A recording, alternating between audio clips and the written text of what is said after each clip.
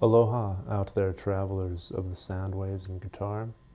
Here is a very short lesson on what I could say is a little insight into the anatomy of how notes show up on this instrument. And I want to talk about the E note. Perhaps you've heard of E before.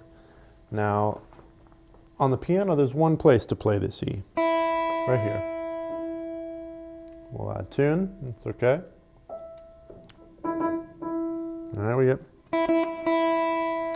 Now the nature of the guitar is we can do that note, that same sound. You'll see it's not really the same sound, it's the same note, but we can do it so many places. And the question is, can you identify and articulate each one of those places that this note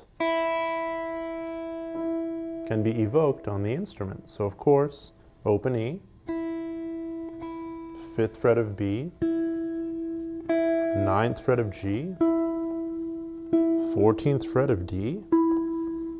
Going way up here, I'm losing count of frets. I'm way up here. And now what? Well, how about the 5th fret harmonic of the low E? Or the mirror of that harmonic up here? Or, there it is. Or the 7th fret harmonic on the A string? Or the mirror of that harmonic? How many was that? That was 1, 2, 3, 4, 5, 6, 6, 7, 8, 9, 10. 10 ways, at least, to articulate. You'll notice that every string has its own quality, its own timbre. Of course, harmonics have a different taste to them. Thicker strings will have more body, right? This E has more body than the open E string.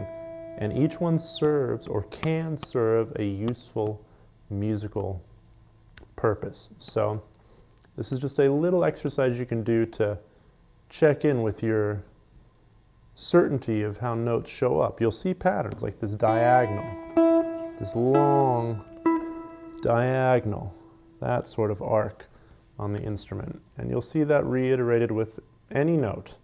Okay, so learn all the ways you can play that, and you'll be a better player for it, I promise.